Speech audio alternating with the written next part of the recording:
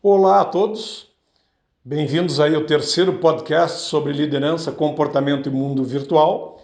Até agora, nos dois primeiros, nós falamos aí sobre a liderança como um todo, em geral, trouxe alguns dados de pesquisas e trouxe também alguns comportamentos e atitudes que são importantes, ou eu diria fundamentais, para o líder, independentemente do mundo virtual ou não. Tá?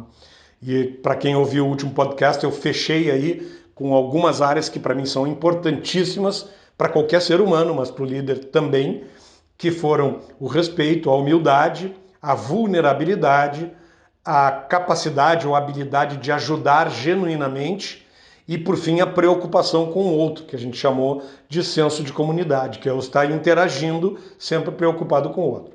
Hoje nós vamos fazer um shift aí, vamos falar sobre como é que esse negócio começa a se dar no mundo virtual.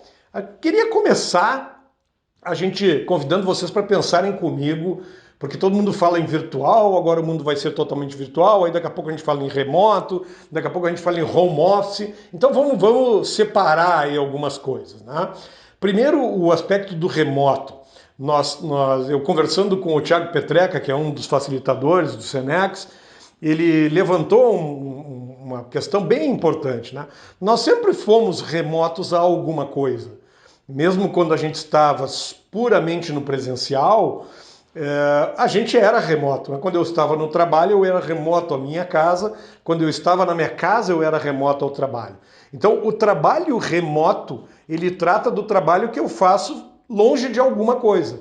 Você pega empresas que têm várias filiais. É um trabalho remoto, porque se tu está longe da tua matriz, por exemplo, tu está remoto à matriz. Agora, quem está na matriz está remota àquela unidade. Bom, então esse é o primeiro ponto importante. Quando a gente vem para o virtual, bom, o virtual pode ocorrer junto com o remoto, porque pode estar remotamente localizado em algum outro lugar e ter um relacionamento virtual. O que quer dizer isso? Uma webinar via aí uma plataforma dessas de webinário. Tu pode estar falando pelo áudio, né? O telefone é virtual, na verdade, porque tu não estás no presencial. O próprio WhatsApp, por voz, é virtual, né? A gente, claro, está conectando muito mais esse virtual e vamos falar daqui para frente a esse aspecto da gente não se encontrar presencialmente, né?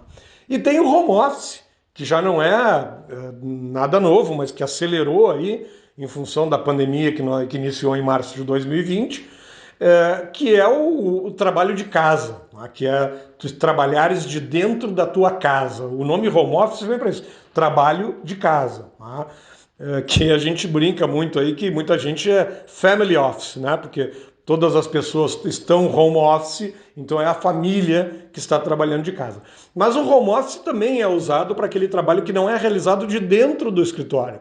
Muita gente trabalha de dentro de coworkings, até de cafés e etc. E por fim, não vamos esquecer que continua e não vai desaparecer, apesar de muita gente falar, o trabalho presencial, né? Ou a relação presencial, que neste momento que a gente está falando agora, nós estamos em agosto de 2020, por conta da pandemia da Covid-19, a gente não está ativo no presencial, mas ele vai retornar com certeza, assim como em algum momento ele pode também voltar a sair. Muito bem. Partindo então desses remoto, virtual, home office, presencial, o que a gente vai conversar agora é sobre o relacionamento virtual, ou seja, é a interação que a gente passa a ter como líderes com os nossos colaboradores e também como seres humanos em geral, né? Não só líderes, e que olhar a gente tem que dar para isso a partir da perspectiva do que a gente já conversou. Primeiro ponto importante, e eu queria que vocês guardassem aí, é o seguinte: não dá simplesmente para nós digitalizarmos o presencial. O que eu quero dizer com isso? Todas aquelas competências, atitudes e comportamentos que a gente falou, não dá simplesmente para fazer um de para. Da mesma forma que eu usava ou aplicava no presencial, eu vou passar a aplicar no virtual. Então esse é um primeiro ponto, guardem isso, não dá para simplesmente digitalizar o presencial. Agora, quando a gente vem para o virtual, e eu sempre ressalto no presencial também, eu quero trazer algumas coisas importantes que foram descobertas aí de estudos que eu fiz que tratam da neurociência do comportamento.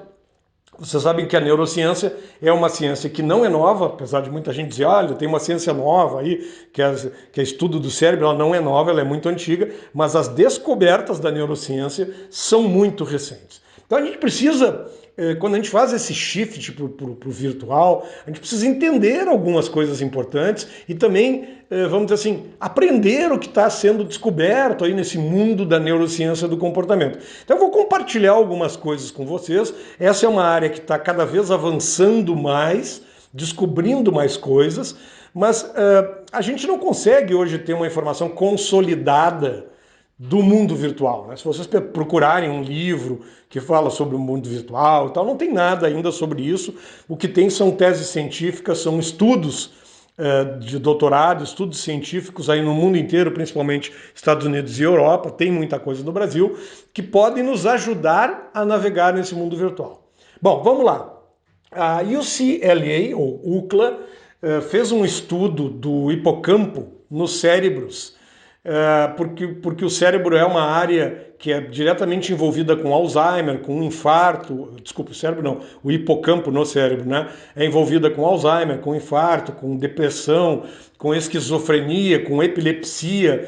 E eles fizeram um estudo, então eles estavam estudando essa área, o hipocampo, e inclusive fizeram uma divulgação, foi em 2014, no Journal Nature Neuroscience, ou o jornal da Neurociência Natural, né? Primeiro ponto, então, acho que para falar sobre essa descoberta, é que o hipocampo tem um papel fundamental em gerar novas memórias e criar mapas mentais para nós no espaço, o que a gente chama de mapas cognitivos, né?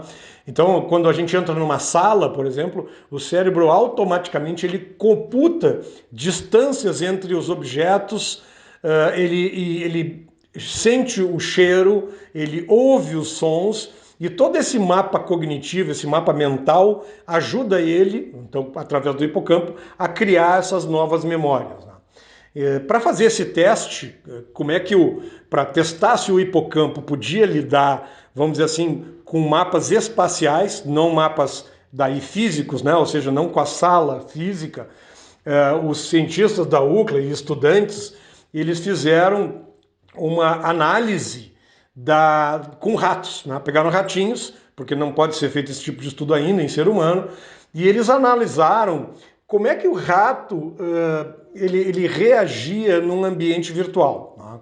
O que eles fizeram, na verdade? Eles pegaram aquelas rodinhas, vocês conhecem aquelas rodinhas que os ratinhos correm, aquelas esteiras, né? Que ele fica correndo sem parar. Eles pegaram uma esteira, colocaram então num ambiente normal, né? Com uma sala, enfim, com uma paisagem natural, real, e criaram um ambiente virtual onde com a mesma esteira, com a mesma, vamos dizer assim, com a mesma característica igual ao presencial, só que com telas de televisão em volta, numa visão que eles disseram, inclusive na pesquisa, melhor que o IMAX, aquele cinema 4D. E aí eles mediram, através do MRI e de outras coisas, como é que o cérebro reagia nesse espaço virtual. E é interessante porque o que eles queriam ver era qual era a reação do cérebro sem ter a habilidade de som, de cheiro, de mapa, né? Como é que ele reagiria nesse mundo virtual, né?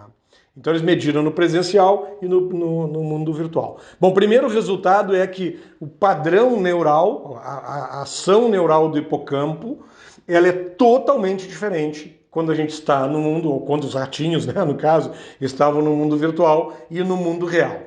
Depois, o que eles descobriram é o seguinte, que no mundo virtual, o ratinho, quando estava correndo lá no mundo virtual, ele começou a agir randomicamente. O hipocampo, os neurônios do hipocampo começaram a agir randomicamente, como se eles não soubessem onde estavam, como se eles não soubessem onde o rato estava. Eles estavam quase que perdidos. E colocaram o foco em contar os passos do rato, ao invés de fazer, por exemplo, um mapa cognitivo. Além disso, mais da metade dos neurônios dos ratinhos que estavam no ambiente virtual foi desligada, provavelmente até pelo cérebro ter se perdido. A conclusão, vamos dizer assim, dessa pesquisa é que os padrões neurais do presencial e do virtual são totalmente diferentes. Bom, essa para mim é a conclusão mais importante, né? A gente não pode, quando eu digo não dá para digitalizar o presencial, é isso. Os padrões, então, dos nossos neurônios, quando a gente está no presencial e no virtual, são diferentes. Uma outra descoberta que eles fizeram é que o cérebro ele cria padrões neurais muito complexos usando o que eles chamam de ritmos, que são usados para o aprendizado e para a memória.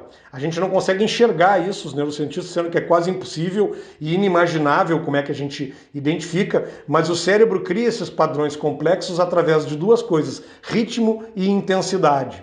E aí eles conseguiram medir que no mundo virtual, a linguagem baseada em ritmo, ela tem uma estrutura similar, mas a da intensidade é totalmente corrompida nesse mundo. Então eles acreditam, os cientistas da UCLA acreditam que a gente conseguindo entender como é que existe essa sincronia entre ritmo e intensidade, a gente possa ajudar até a reparar a memória. Bom, eu trouxe isto porque depois eu vou trazer mais algumas pesquisas, mas eu vou encerrar agora nesse podcast, para a gente entender a importância de começar a dar uma olhada nessa neurociência do comportamento, porque é ela que está impactando neste mundo virtual. No nosso próximo podcast, eu vou então entrar em algumas coisas mais específicas e nos efeitos que estão causando aí nesse relacionamento virtual. E se der, senão a gente vai para mais um, eu trago aí algumas alternativas interessantes que a gente pode usar no nosso dia a dia para ser mais efetivo. Até o próximo!